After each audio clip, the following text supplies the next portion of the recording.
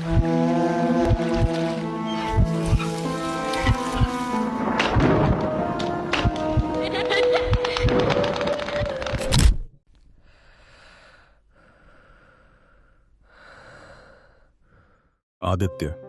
एक 18 वर्षीय छात्र झांसी के एक प्रतिष्ठित इंजीनियरिंग कॉलेज में दाखिला लेने आया था।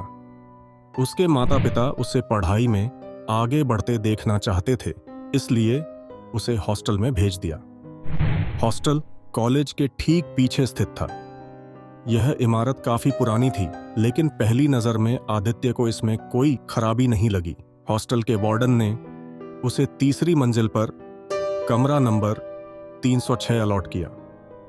जब वह कमरा देखने पहुंचा तो उसे हल्की सी अजीब सी फीलिंग आई, लेकिन उसने इसे अपनी थकान समझकर नजरअंदाज कर दिया। कमरे में एक पुरानी अलमारी, एक स्टडी टेबल और एक खिड़की थी जो हॉस्टल के पीछे की ओर खुलती थी। उसका नया रूममेट अमन पहले से ही वहां रह रहा था। दोनों ने जल्दी ही दोस्ती कर ली। भाई, तुम पहले से यहां रह रहे हो? आदित्य ने पूछा। अमन ने हंसते हुए कहा, हाँ, लेकिन मैं भी बस एक हफ्ते पहले आया हूं। सुना है यह कमरा पहले कभी खाली नहीं रहता था, पर मैं ऐसी बातों पर यकीन नहीं करता। आदित्य ने भी हंसते हुए कहा, मैं भी नहीं। शुरुआत में सब कुछ सामान्य था। आदित्य दिन भर कॉलेज जाता, दोस्तों से मिलता और रात में अमन के साथ बैठकर बातें करता। लेकिन तीसरी रात कुछ अजीब हुआ। रात के करीब 2 बजे आदित्य की अचानक नींद खुली। उसे लगा कि कमरे में कोई और भी है, लेकिन जब उसने चारों तरफ देखा तो कोई नहीं था। खिड़की का पर्दा हल्का हल्का हिल रहा था, जबकि बाहर हवा भी नहीं चल रही थी। उसने सोचा कि यह सिर्फ उसका भ्रम होगा और फिर से सोने की कोशिश करने लगा। लेकिन तभी उसे लगा कि स्टडी टेबल पर रखा पानी का गिलास धीरे धीरे अपने आप हिल रहा है। उसने झट से लाइट जलाई, लेकिन सब कुछ सामान्य था। अगली सुबह जब उसने अमन से इस बारे में बात की तो अमन हंस पड़ा। भाई, ज्यादा मत सोच, तू नया है ना, इसलिए तेरा दिमाग और तुझे गेम खेल रहा होगा। आदित्य ने सिर हिलाया और बात को टाल दिया। कुछ दिन बाद आदित्य को हॉस्टल के कुछ पुराने छात्रों से मिलने का मौका मिला। जब उसने उन्हें अपने कमरे का नंबर बताया तो वे थोड़े असहज हो गए। एक लड़के, रोहित, ने कहा, वहां पहले कोई नहीं टिकता था, तुम लोगों को डर नहीं लगता?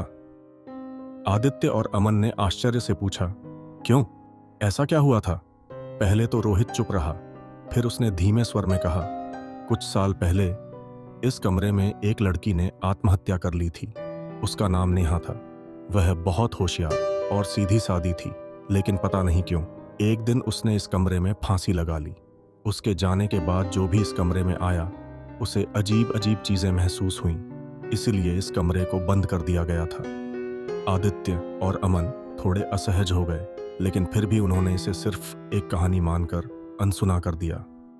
अब तक सब कुछ ठीक था, लेकिन एक रात कुछ ऐसा हुआ जिसने आदित्य को हिलाकर रख दिया।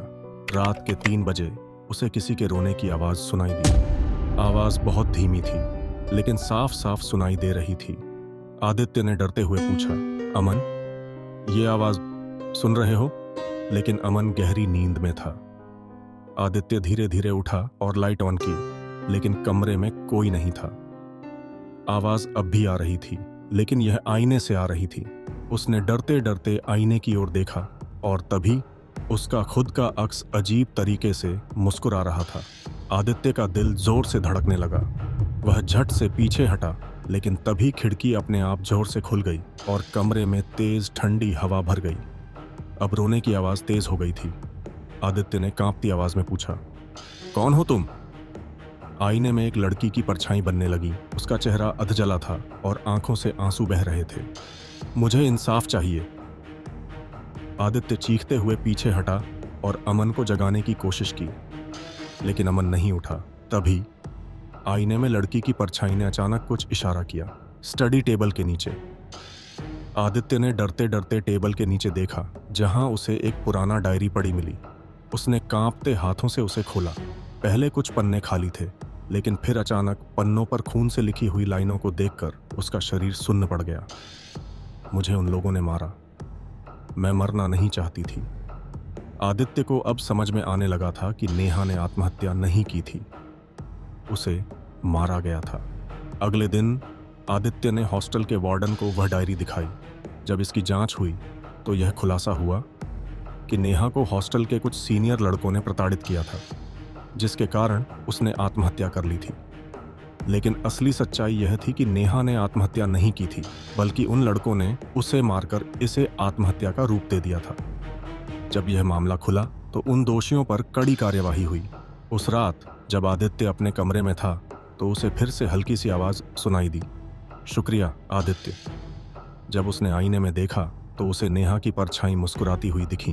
फिर धीरे धीरे वह गायब हो गई। उसके बाद कमरा नंबर 306 हमेशा के लिए शांत हो गया।